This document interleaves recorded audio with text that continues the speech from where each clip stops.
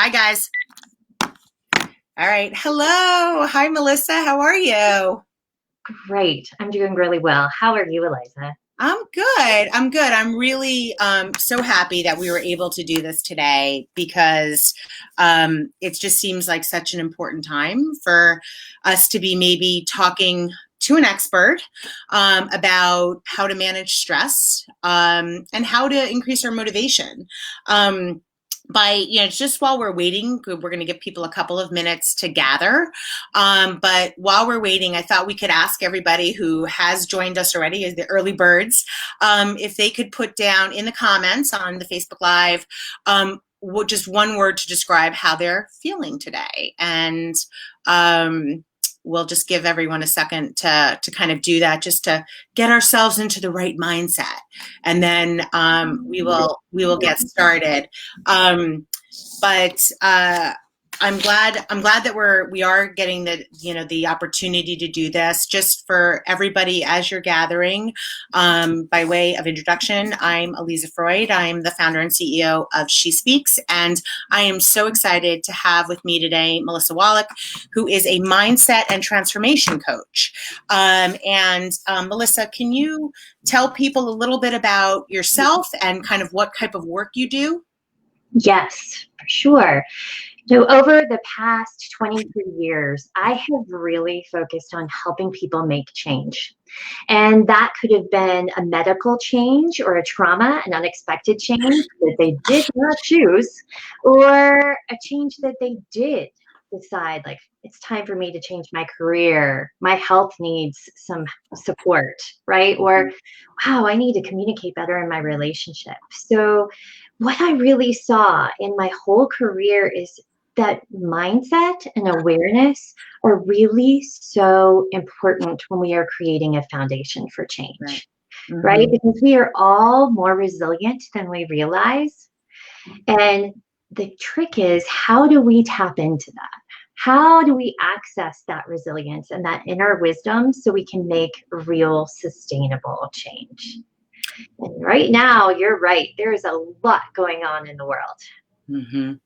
Yeah, there is, and so just to give people a little bit, and thank you for talking a little bit about your background. I know we're going to hear a lot of insight from you today, but just by way of background for everyone who's joining us, one of the reasons, or one of the main motivating factors in us having this discussion today is based on surveying that we've been doing with our She Speaks community. We have over 250,000 women from across the country who are part of that community, women of all different backgrounds, and we have been asking our community members about how they're feeling. Obviously during the last few months, as it relates to COVID-19, there's been a lot of added stress that that we have all taken on. Obviously, that's been a factor of how people are feeling. But in addition, we have also been, over the last couple of weeks, seeing something also that is really weighing heavily on people, and that is as it relates to the protesting that's going on, and what that all means for people, and for many people in our community have expressed concern and wanting change. And what we wanted to do today was, given what we're learning and what we're hearing from our community, that they want to make changes in their lives. 90% of our community members told us that they feel like they very much want to improve things in their lives and in the world around them. But 60% tell us that they are really lacking the motivation to do that. And, there's a lot of things that can go into that. But let me start by asking you, does that surprise you, the findings that we had from what we're hearing from our community and in our surveys, that people want to make a change, they want to improve, and they want to be better, but they're also finding that they're having a hard time digging in and finding that motivation? It is not surprising at all. I mean, when we think about it, we're receiving multiple wake up calls here in different ways in our world.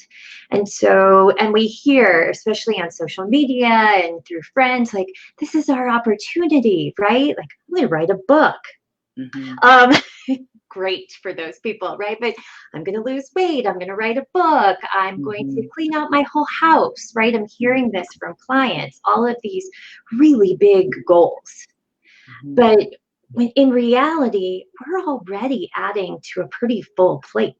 Mm-hmm. So we are, of course, looking at, well, how am I keeping myself, my family, my loved ones safe as far as the coronavirus is concerned?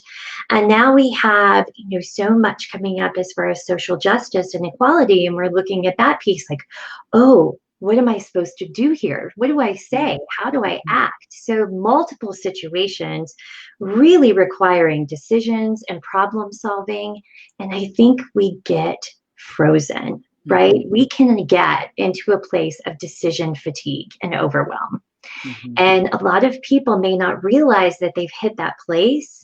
But when you're thinking, oh, did I wash my hands after I went there? Do I wear my mask? Do I go get my hair cut? Is it okay to do these things yet? Are we still safe at home? Right? It's just so much in our heads. Mm-hmm. And so that affects our nervous system. And when we look at multiple months of questions and decisions and choices and so many rules coming at us and ideas, Mm-hmm. we're going to get overstimulated. And so the nervous system reacts in multiple ways. And you may recognize that you have one of these go-to ways of being, and I'll go through them. We've heard of fight, right? Where we sort of get, and all of these are reactions. We're not necessarily choosing this. This is our body really doing its best to keep us safe. So some people, their first reaction is they fight. And some people, they flee. They're like, I'm going to go hide in my bedroom. I am not okay with this. I'm so overwhelmed. And some people freeze and they numb a little bit. And then others, and this is one that we don't often hear about, and it's especially important to know as women, we have a mend, tend, and befriend response. So have you ever heard of that, Lisa? No. Can you tell us a little bit about the men tend and befriend? And I think I know you and I discussed it briefly, but I think it's a really important way of thinking about how we are as people. But let me also just quickly mention to our audience, if you have questions for Melissa is going to be taking questions. So feel free. We have some folks on our team who are gathering those questions. They're going to be feeding them over to us. So if you have questions as we're going, please feel free to put them into the comments, and we will be taking those questions. Okay, sorry about that. Back to you, Melissa. Let's talk a little bit about the men, tend, and befriend. Yes. So this is different. So we have fight, flight, and freeze, and we're going to have all of these. But this one's important for us to learn a little bit more about. And if we think back to hundreds of years ago, right? The women and the men, we have our villages, and men go off to fight and find food. They leave the village. And who's left to take care of everything? Well, the women. They're taking care of the children, they're taking care of the elderly. And if an enemy happens to arrive at the village, guess what? They're going to make sure that they befriend those people too, so Right. they can keep everyone safe and protected. Right. And so for some of us, that's our go-to. And I can be honest, like, that's mine. Let's make sure all the ducks are safe and in a row. Rally up the troops, right? And we can do that without even thinking about it. And we can really deplete ourselves over time. Mm-hmm. And I noticed someone in the chat mentioned, like, things have changed and then changed again. Mm-hmm. And it was very well said, mm-hmm. right? That's true. So Yeah. at this point, it's just like, wow, it feels like we're being pummeled by multiple waves, right? Yeah. And what we today want to talk about is what Jon Kabat-Zinn, he's the father of mindfulness, the mindfulness-based stress reduction program, is we want to learn to surf. Right? We want to be able to navigate our way and not get thrown around by the waves, but to Hmm. be able to surf on them. Yeah. And so knowing this about ourselves is really important. So awareness is huge to me because that's where Yeah. change starts from. Yeah. And I do think, and I would love for you to talk a little bit about this because I feel like a lot of us understand that self-awareness is incredibly important. But what if you are not naturally good at understanding what motivates you, or, taking that moment to say, okay, why did I just do that? And what was going on for me that I did that? Can you talk a little bit about how somebody who maybe it doesn't come naturally to, how they could start taking some steps to be more self-aware? Yes. Well, so first of all, I think we've got so much, like we said, going on. And as I'm seeing everybody say in chat too, right? We've got so much happening that this is when we do not want to add. We want to incorporate this self-awareness place in our day in a realistic way. So, for instance, it's starting to check in, and we could just pick one time a day, right? Like when we wake up in the morning to go, how am I feeling? What's one thing I want to get done today? Right? Just these little mini check ins. I call them the power of the pause, right? When we wash our hands, which we're all washing our hands more now, right? But if we're driving again and leaving the home, right, you might do this at a stoplight and just do a quick scan of your mental and physical self, right? It doesn't need to be anything major, but that's how we start training ourselves to be more aware. And I mean, I don't know about you ladies, but I mean, how many of us have gone through a whole day and we didn't eat and we didn't go to the bathroom? I mean, luckily that's in my past now, but I'll admit that was totally me, Hmm. right? Like we'd sit all day. And I have a best friend I was talking to recently who said, if I don't take breaks, I'll sit here for 8 hours straight Yeah. working Yeah. from home while the kids are there, like trying to make everything happen. Yeah. And that's why, it's so good to know. Like I saw someone who said, "Ooh, I used to be a fighter, but now I'm a flighter and now I freeze," right? That you really want to know, okay, what's happening in my body right now. And a lot of those reactions come from not feeling safe and respected.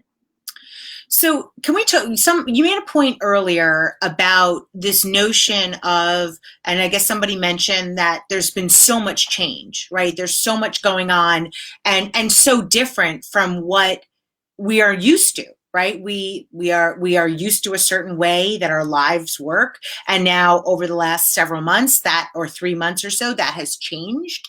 And there's just been so much change. What is there a way that people, like, I know everyone kind of feels differently about change. In fact, maybe people can kind of comment in the comments below. Do you love change? Are you okay with change? Or do you really hate change?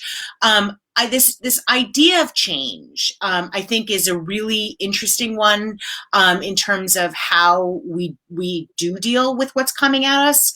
What are some things that you can do if you're not somebody who loves change, or even, I guess, if you are? But what are some things you can do and think about if you are, if change is not your best friend?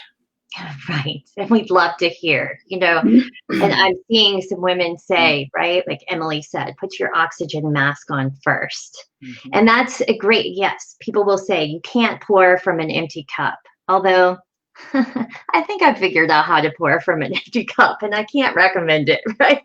That really does take a toll on your health.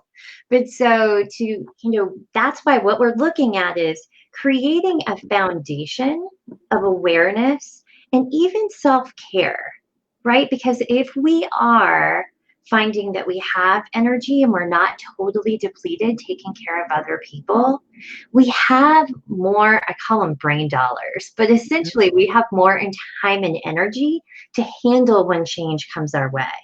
Mm-hmm. Right. And if you aren't a person who likes change, it really is a mindset shift, right? Yeah. Because a lot of people are like, oh, I have to stay at home. I mean, most of us were initially, right? Mm-hmm. And then it's like, well, wait a minute. I get to be safe at home. Mm-hmm. it's just this change of a word and it's looking at it differently. Like even this morning as I was walking, I was like, ugh, I used to hate summer. Like hot, sweaty mess. I'm from Georgia. And so, and as I was walking this morning, I thought, wow, I actually now love summer. Like I found a way to make it work for me. And so these little mindset shifts can be so powerful in how we look at things. But I also believe, as Emily and others have said, and as I was saying, we've got to have brain dollars or an energy bank to draw from so we can handle change. And if you are a person who does not like change, then you want to give yourself space to process and reflect. Yeah. Right? Right now, we're being told a lot of things that we should be doing. Now, I'm not a big fan of shoulding on ourselves. I'm going to be honest, and I'm not using that word. I'm saying shoulding, right? But, like, I'm not getting too racy, Facebook Live. But when we look at that, right, we're told like, oh, I've had clients who felt guilty and they've criticized themselves because they're not making change the same way other people are or as fast as other people are. Right. And that can really shut us down as far as our motivation too. If we start judging and criticizing and, comparing, then we go, well, what's the use? I mean, look at my neighbor. She's like training for a half marathon, which my neighbor is, right? And I'm like out there on my dog walk. Yeah. But my dog walk is just as important as her training for a half marathon, right? One is not better or worse, but in our heads, we want to catch. This is another part of that awareness piece. We want to catch ourselves when we start shoulding, judging, and criticizing because it is a powerful energy sucker that will take our motivation away. Yeah. Well, that and I think that there is a lot to be said for that. I'll just kind of tell you that I have found that for me being let's say at a gym and working out next to somebody else is not motivating to me. I find that I kind of need to be doing my own thing because if I'm working out next to somebody else, I'm like, I don't know, I'm not going as fast as they are, or I'm not, going as far as they're going, or I'm not doing, as much as they're doing. And that becomes a huge demotivator for me. And it took a lot of kind of time for me to realize, like, why was I continuing to get that gym membership when it was not the way that was working for me? And that I needed to kind of, in this area, I needed to do something on my own and really be competing against myself as opposed to competing against somebody else, because that competition was not motivating. Now, competing with somebody else or with other people maybe is motivating in other areas of somebody's life. But I guess that's the self-awareness that you're talking about, taking that time to say to yourself, okay, what's going on here? And how do I figure out what is going to work for me? The comparison, this idea of thinking that you have to do something, that you should be doing something, it feels that rings very true for me when I think about, what I see, like especially now with social media, everyone's using social media so much. I mean, we were using social media before, but then once we were all kind of quarantined in our homes, it's, there were fewer things for us to do, right? You pick up your phone and you start, or, you're on social media, and that I struggled with that a lot in the beginning because I kept seeing people, to your point, saying, oh, this is a great time to go invent something. You're home, you've got an opportunity, you've got maybe more time on your hands, go invent something. And I felt like, oh my gosh, we all should be inventing something, but I'm not inventing anything. What's going on? And it took me time to figure out, to take that step back and say, okay, what motivates me and what gets me excited and to kind of move forward.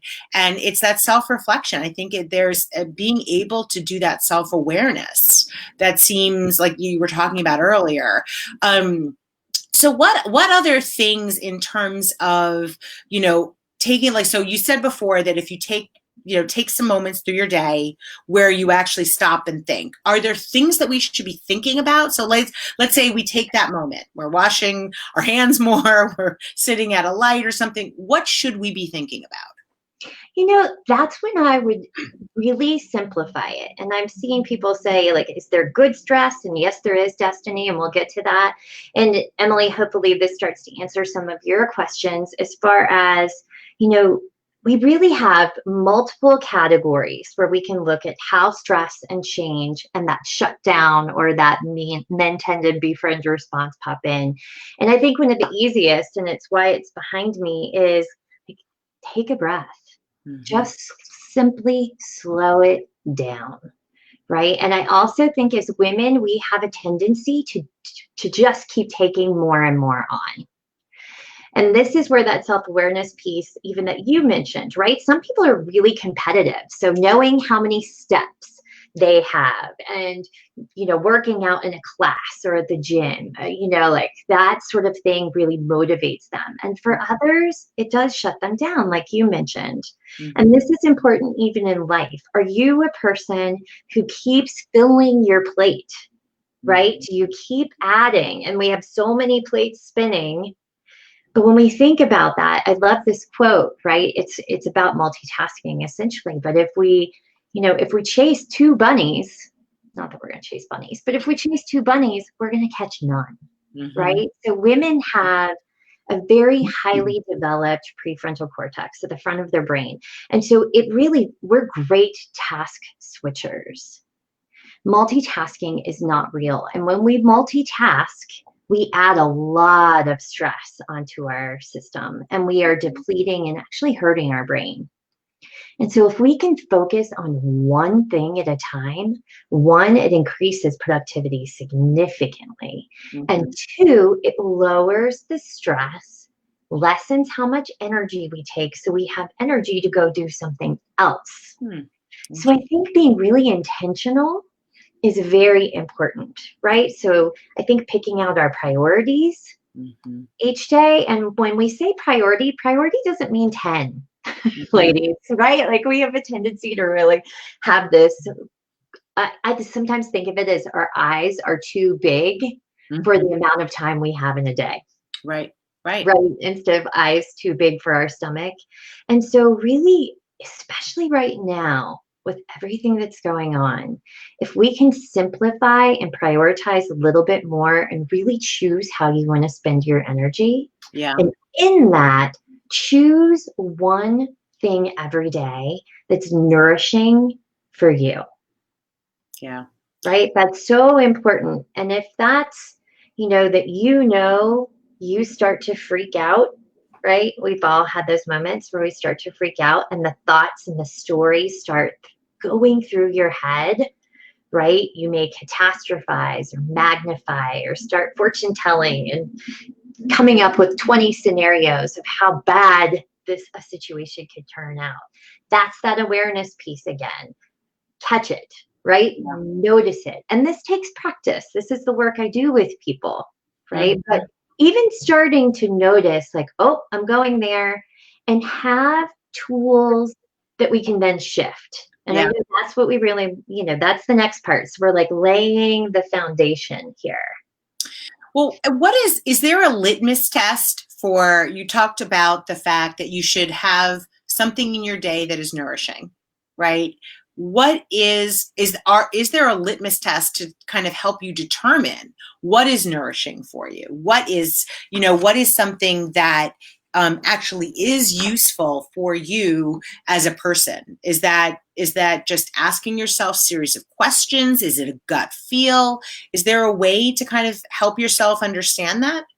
Well, I do think there is. And once again, it's paying attention, right?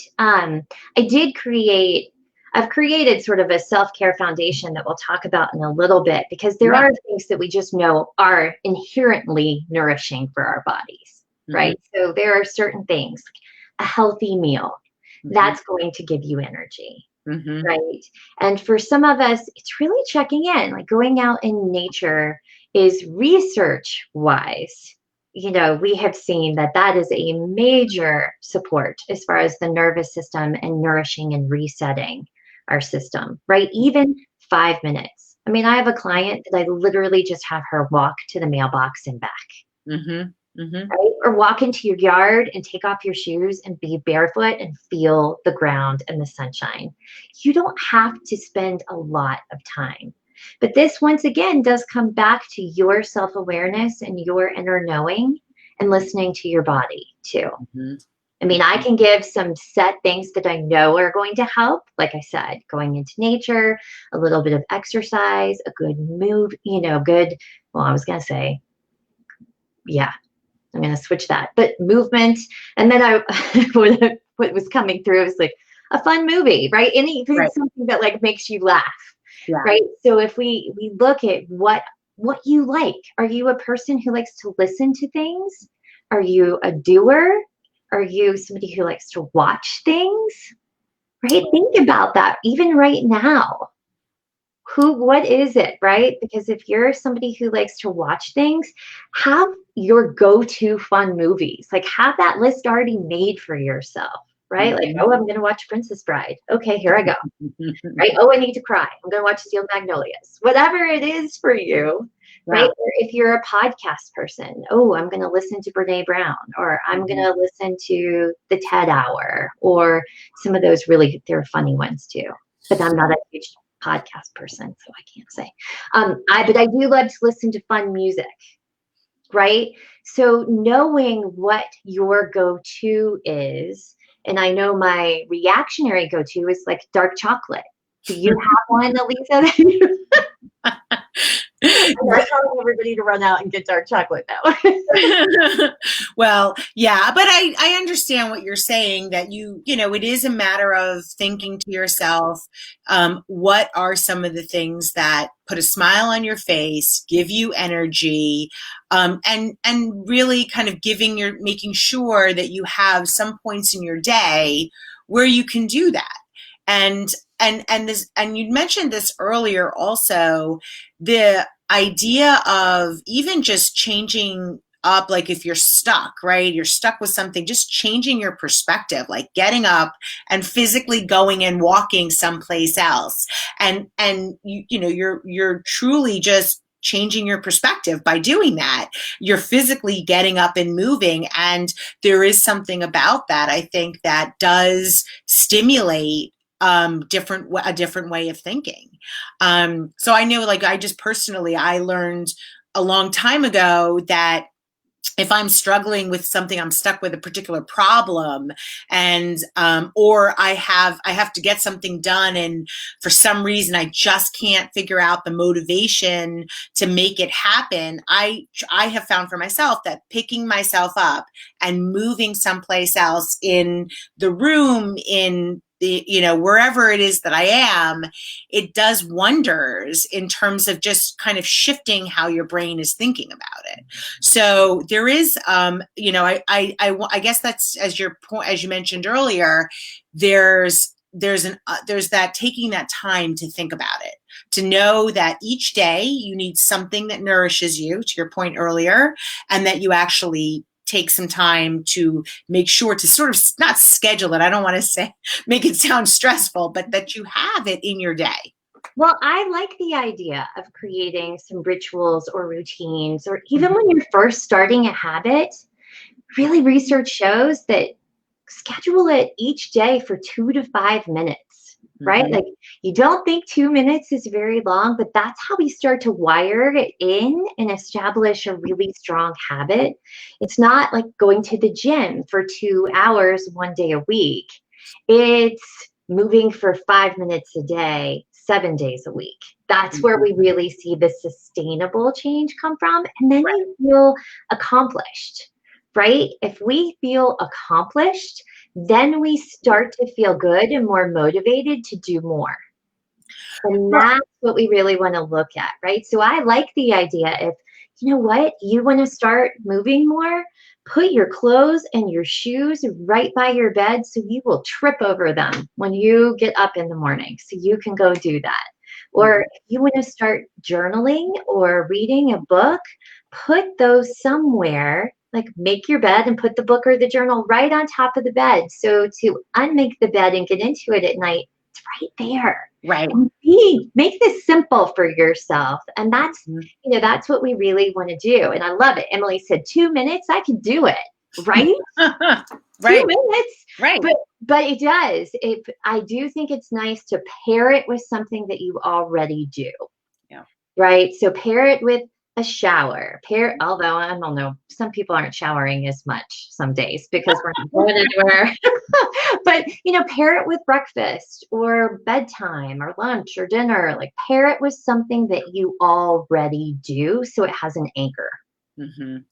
Well, and starting small too. I mean, I think the other thing is that you can build, especially if it's something that is not innately kind of natural to you to do, that or you gravitate towards it. Starting small and saying, "Oh, wow, okay, I did that. I showed myself I could do that," and then kind of building from there.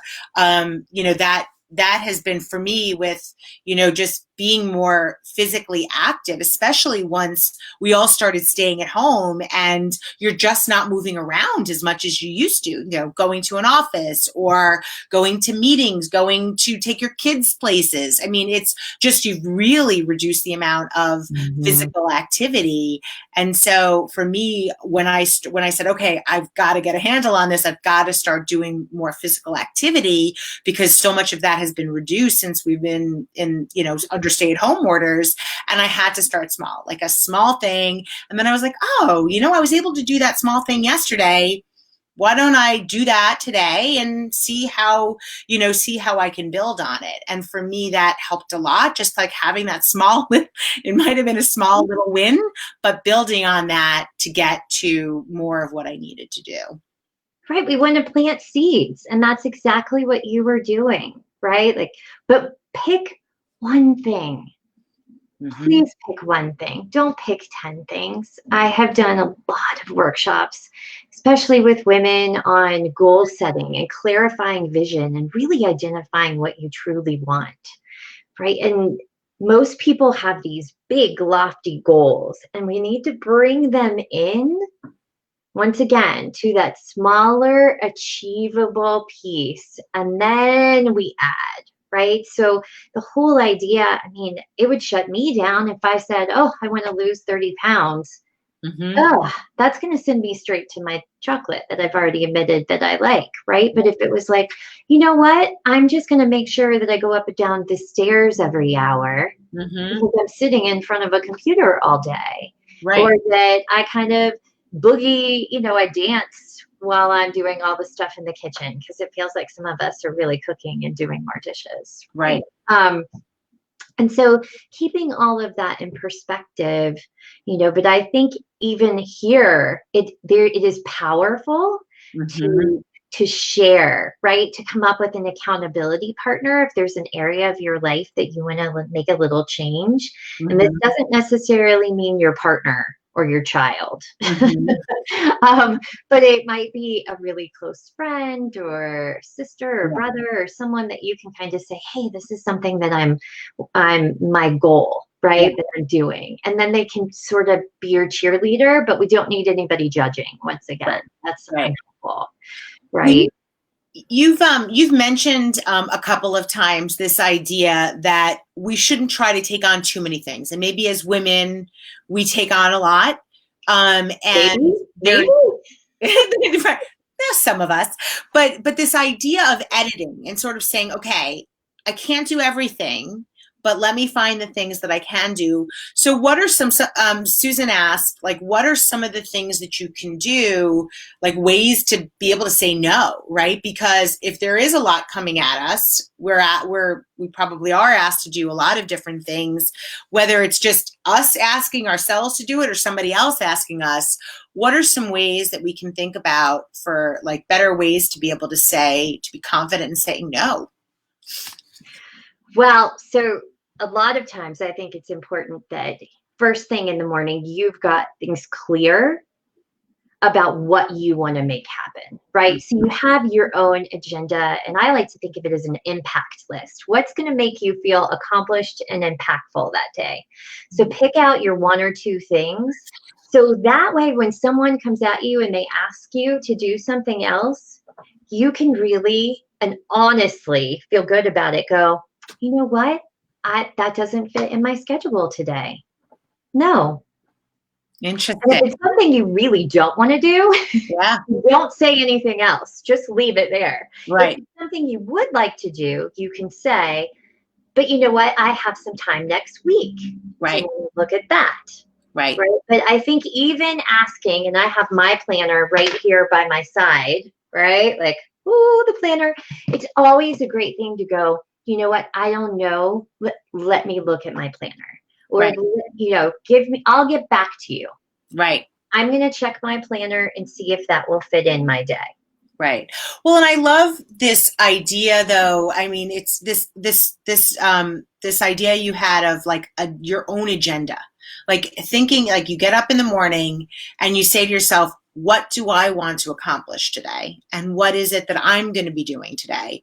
Because it almost makes everything feel a little bit more purposeful. Like you're not just kind of flailing about, just going through a day and letting things happen to you, but really being much more focused on what it is that you want to have happen. And having that agenda, I love that idea of just having an agenda. I mean, we do it for meetings all the time, right? We have a meeting, we always have an agenda. This is what we're going to go through, this is what we're going to talk about. But we may not do that for ourselves as it relates to our day, or you know, maybe even taking that up a level to what do you want to accomplish over the course of a year? Like those are, I mean, I do think that there is something about, maybe we all think about this during the new year, right before the new year. Everyone's like, oh, what do I want to accomplish this year? But you have these, as you said earlier, you make the goal too big, like, oh, I'm going to lose 30 pounds. And then you just go, oh, well, yeah, well, that's going to be I don't know how that's going to happen. So you almost give in before it happens. So I love this idea of if you train yourself on a day-to-day basis to have that agenda. It's unbelievable. I mean, I wonder if that can kind of help you build up the other way to really doing bigger and bigger things that may take more time to accomplish. Yes. I mean, would you see and read and hear all of the research about high achievers or people who get things done, and whatever high achiever looks like to you, right? They are the people who act more out of intention than habit. They are responsive. They are not as reactionary, right? And, you know, I really look at the whole week and kind of go, okay, what are the biggest things that need to happen this week? Like for me this week, it's taxes. I really need to get those done. This conversation was a priority to me this week, right? And I'm going to go get my hair cut this week for the first time since December. Woo! So I was excited about all those things, right? Yeah. Then it's like, well, what are the little things? And I actually have them sort of in a priority, you know, like that's little, but we've got to be careful as far as productively procrastinating. Right. And so, oh, well, I'll do the dishes or I'll do some laundry. And it takes us away from what our purpose and our meaning and our impact actions are, right? So looking at the week, and then each morning or before you go to bed, pick out one or two things that will make you feel accomplished, that will make you feel like I did it. This is what mattered to me. And I don't care if that's cleaning the kitchen, dance class, or writing the proposal for a company. Like whatever that is, it's yours. Right. Right. And so that's so important. And even Terry mentioned like praying or meditating or breathing before she even gets out of bed. I mean, how many of us have gotten out of bed and gone like, oh, there's so much to do. Right. But if you take a breath and you have that agenda or that intention list, impact list, then you go, oh, I know what I'm going to do. Yeah. And that feels different. So the idea of being more intentional, the idea of I feel like there's some themes that you've been talking about, but this idea of really being more intentional, giving yourself that time to reflect and whether that's before you get out of bed in the morning, it's different points in your day. These are some great tips. So, thank you so much. And before, I know we've talked about a few things, but I do want to get to a better understanding. You have this breathe tool that you use.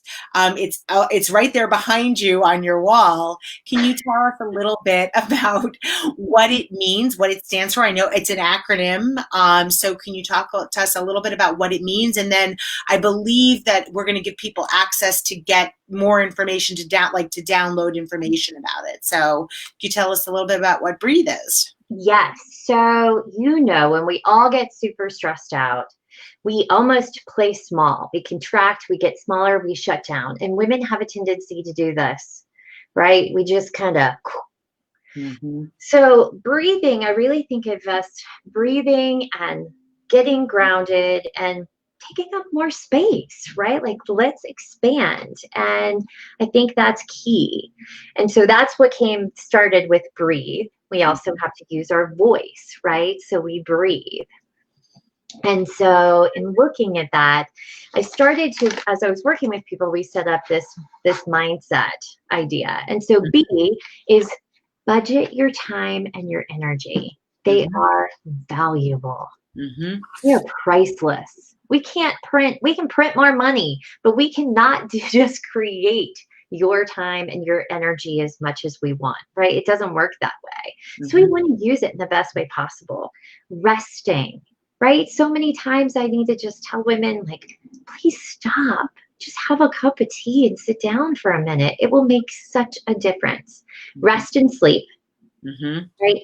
Eating, skipping meals is not going to help us. And it is a trigger for anxiety. If our blood sugar drops, we will get more stressed more easily, and it can trigger anxiety. So we want to be careful with that.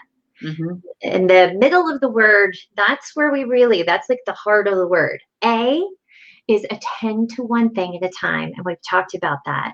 We really do. It will decrease your efficiency and productivity if you are multitasking and task switching. With every task you add, you decrease your productivity by 20%. Wow. Right. So we want to be really careful. T, and this is the one I want each of you to take away today. This one, treat yourself with respect and love. Be kinder.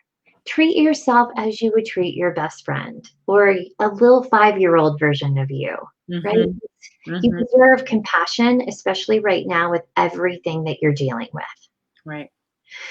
And H, hydrate. It's one of the easy things, right? Like if you feel like you are bonking, you have a headache, you're exhausted, your energy is in the toilet, hydrate, because that is significant, right? That really can clear the brain fog.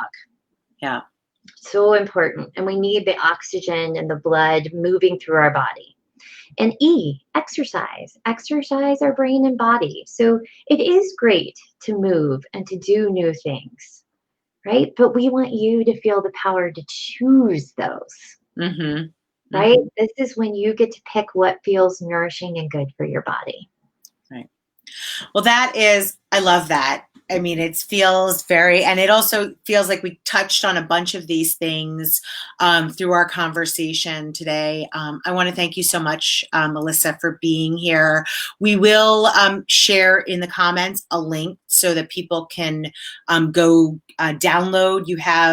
I know you have the information about Breathe, but there's some more specifics in there. So if anyone wants to go and download that, we will have access to it.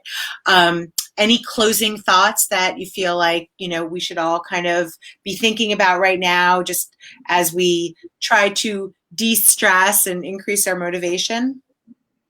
I really encourage people to slow down, right? Focus on what makes them, like you said, what makes them smile? What makes you feel good? What is nourishing, right? Take those breaths through the day and commit to one. I would love for everyone here to pick one little shift, one little change that they would like to make in their lives. Whether that's drinking a little bit more, getting to bed a little earlier, a gratitude journal, whatever that is, pick one thing that you can do to support yourself a little more right now, because honestly, you deserve it, and that's going to support your energy and your motivation as we move forward these now and these coming months. Well, thank you, Melissa. We are so appreciative that you made some time to talk to us this week. I know, as you said before, it was intentional on your part that you wanted to help educate our community of women about some things that they can do to reduce stress and increase motivation. So thank you. I really appreciate it, and hope that everyone found some really great information in here. I found it really useful, and this is not even the first time I've talked to you. So this is really great. If anyone wants to find out more about the information, we're going to have a link, and you can get access to information from Melissa. So thank you again, Melissa. Really appreciate your time today. Have a great rest of your day. Thanks for inviting me in, and please reach out if you have any questions. Will do. Thank you so much.